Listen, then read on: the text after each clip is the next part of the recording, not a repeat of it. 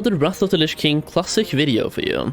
So just a few days ago I made a video on the level 80 boost being available for purchase in the game itself, which you can find right here. It looks like this thumbnail, and it should be my fourth most recent video talking about my opinions on this and just showing the level 80 boost being available.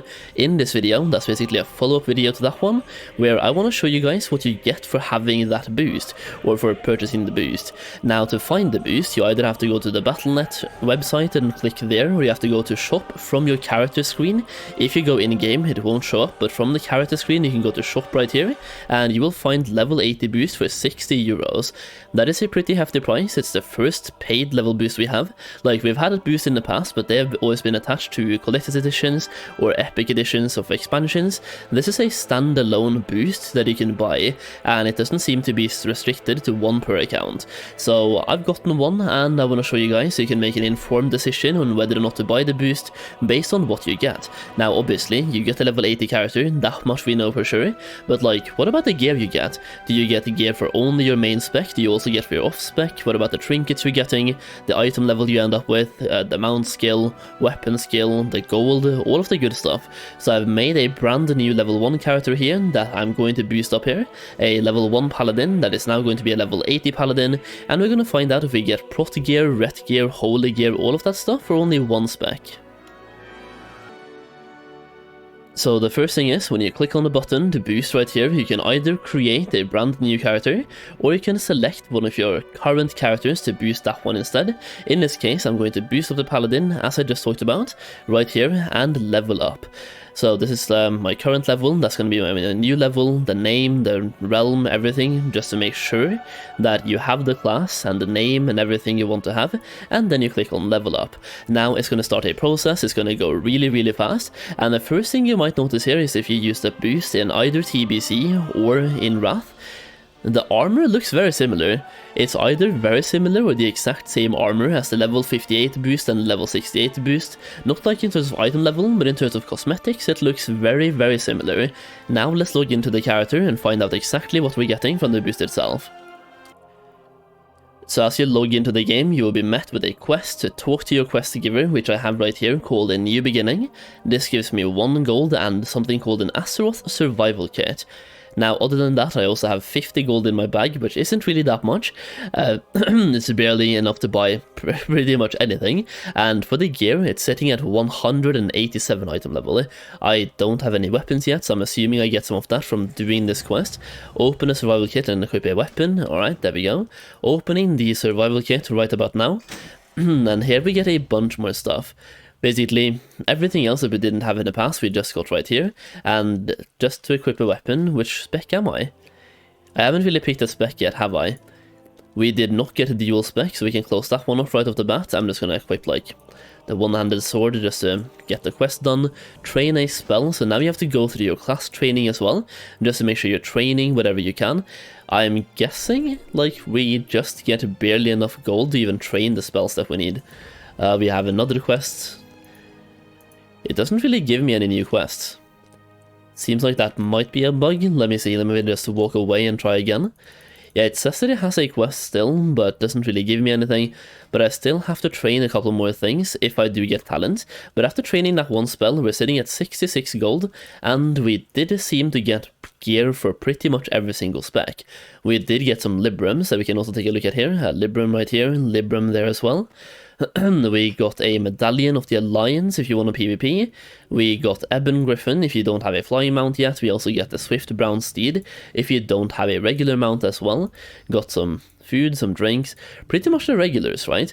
And even for the trinkets, they look to be scaled up versions of what we had in the past. If you ever bought a boost level 58, 68 or anything like that, it looks like it's just scaled up. We have this one, Second Hand Book of Righteousness, reduces the base mana cost of your seal by 36. We have this one, increasing the spell power of Flash of Light by 85. And we have Second Hand Book of Protection, increases the armor from Devotion by 360. And once again, a bunch of items. In this case, this one is really weird. It's a plate head, Second Hand Face Guard, right? It's a plate head, 87 strength, 20 spirit, and some spell power. Literally no armor. no armor at all. Now, what's interesting about that one is that this one, for some reason, like this one seems to be overlooked or something, it can be sold. This one can actually be sold on the auction house. That is really interesting. So yeah, that one can be sold. All the other ones seem to be soulbound so far. Soulbound, soulbound, soulbound, soulbound. Pretty much everything is soulbound, but one has been overlooked, and that is at face guard. What about the one that I currently have on? That's the same thing. It's plate, it gives me strength, critical strike and expertise, but no armor at all. Everything else gives you armor, so that's good, but the headpiece for some reason doesn't give you any armor points. So yeah, really interesting. Now, what's worth noting here is that you get 2,317 gear score. Actually, do we get any two-handers that I can equip, or just like an offhand? We have this two-hander, so 2.5k gear score and 187 item level. I'm just going to try to equip some stuff and see what I end up with. So almost 2.6k gear score right now by equipping everything I can for Retribution. If I want to queue up for a dungeon, this gives me just enough to queue up for regular Lich King dungeons, heroic dungeons, and Titan Rune Protocol Alpha. You don't get enough for Gamma or Beta, which is definitely a good thing, but we're not really that far off.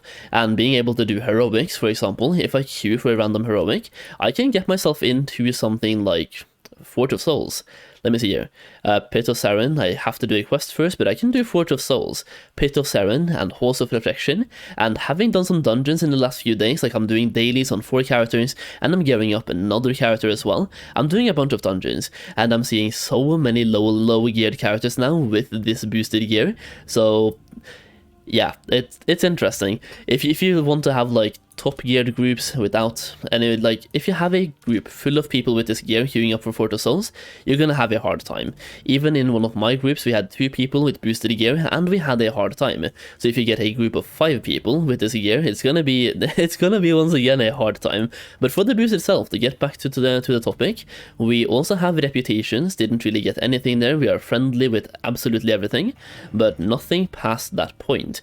So you have to go back basically and do some quests in Northrend to get reputations, because your head enchants, shoulder enchants and stuff like that, they are locked behind certain reputations, and you have to be friendly to get the tabard. So even though you're level 80 now, you should really go back and do some low level content just to get friendly with every single reputation or faction to get those tabards, and then you can start farming dungeons, because equipping those tabards, then doing dungeons, you get reputation by doing dungeons, but you have to like get the initial reputation by doing quests. So once again, you're level 80, but go back in the world, like go back to Borean Tundra, go back to Ice Crown, go back to Grizzly Hills, Dragonblight, do those quests with the factions and get to friendly. Other than that, we also have the skills right here. Riding skill is 225. That is quite a bit. Then we have 400, so we're maxed out on every single weapon skill, which is great.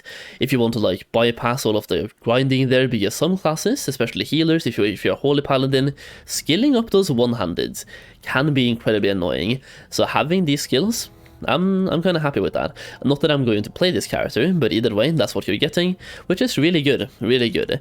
So if you're wondering what you're getting from the boost, hopefully this answered your questions. You start with no talent point either, so you can basically build your spec the way you want, and you have gear for pretty much every single spec as well, albeit it's very bad gear, but you just have to start somewhere and work from that. You could also buy some gear on the auction house. You only have 66 gold, but if you can find a way to get some more gold before starting, I would recommend buying some gear on the auction house, because right now there's some BOEs dropping in gammas that are really cheap, and they're anywhere between 200 and 225 item level, so you can get 225 gear for like 100 gold. Definitely worth checking out the auction house before you start doing level 80 content. Either way, that's the video for today, me wasting 60 euros, so hopefully you don't have to. Hopefully you enjoyed the video, leave a like if you did, subscribe for more Classic content. Thank you so much for watching as always, and I'll see you again very soon.